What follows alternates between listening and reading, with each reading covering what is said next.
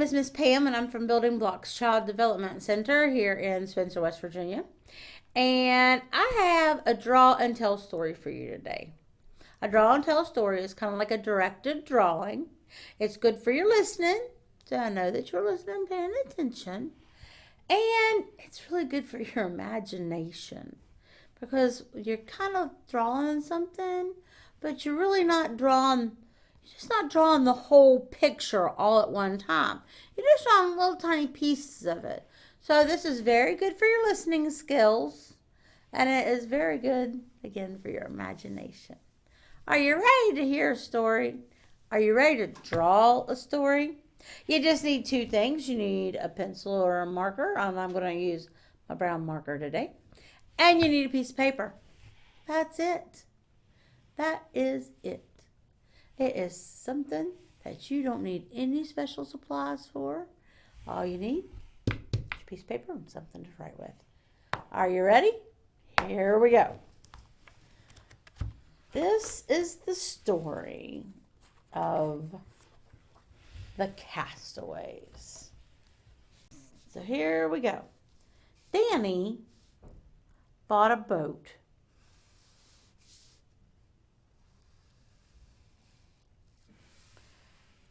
From Bob. And he invited Rick to come and have a ride. And this right here is your boat. Okay?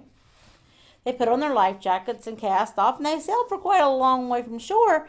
And suddenly, Danny noticed that there were several small holes in the boat. And the water was streaming in. "There's a rubber raft in that box," Rick cried. "You pump it up while I try to bail." So they go over there in the box.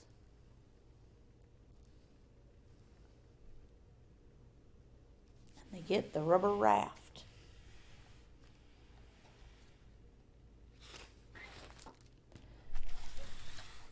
Rick unpacked the life raft, and that was a big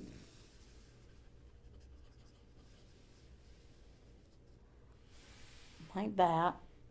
But the pump as might, the life raft stayed limp and as flat as a dead balloon. And no matter how fast Danny bailed, the water kept coming in getting higher and higher.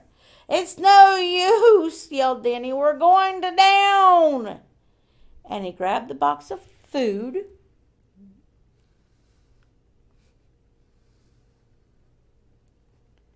and he threw it overboard. They ripped out one of the seats to cling to. Here's my seat. And just in time, because at that moment, water spilled over the gunwales and the boat sank right underneath the water. Danny and Rick floated for a long time, and eventually they spotted land and managed to paddle ashore. And there's some land. "Castaway on a desert island," moaned Danny. "We'll starve to death." "How do you know this is a desert island?" Rick said. "Of course it is," said Danny. "We're shipwrecked, aren't we?" "I wonder if the food in the box washed ashore." So the two castaways looked up and down the beach, and if the box of food had been washed ashore, they couldn't see it. "Oh, we're going to starve," said Danny. "We're going to just starve." "Calm down," said Rick, "and I'll go explore and see if I can find us something to eat. You collected some driftwood to make a fire." So he went to find some wood to build a great big fire. They were cold too and wet, so we gotta draw us a big bunch of firewood here so they can build us a nice warm fire.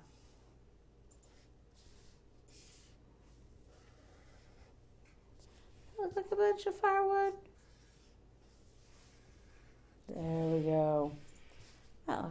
Maybe one more piece. We'll put one more piece right there. What if he can't find anything? What if he catches a rabbit? I can't skin a rabbit, and it would taste yucky with the skin on it. Oh, what if something eats him instead? What if he captures a monkey? I couldn't eat a cute little monkey.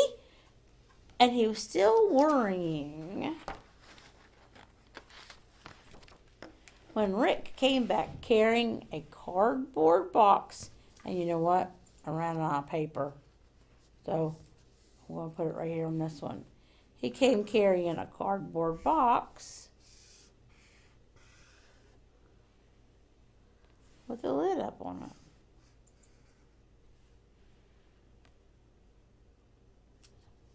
Rick opened the lid, and when Danny saw what was inside, he flipped. How did you find, I got flipper paper. How did you find hamburgers, French fries, and a milkshake on a desert island? Said, this isn't a desert island, Danny. But there's a shopping mall right behind those trees. But Danny was already busy eating his hamburger and his French fries and drinking his milkshake. What do you think about that? We just drew a hamburger, French fries, and a milkshake. What happened to our story? Look. We have our boat with our holes on it when it went under the water, and the life raft box, and the food box, and the life raft, and the seat, and the deserted island, and the firewood, and the box with the lid open. And then we turn it around. There we go. Now look at that. Isn't that a cool story? I think these are the most coolest things, and my kids in my class really, really like them. This one came from a book called Frog's Riddle, and there's several other books out there that you can find, and there's a lot of things that you can find on the internet that tell you how to draw a story. And there's even some places that tell you how to make up your own story and draw it out. All right, well, that's it for me. I'll see you later. Bye.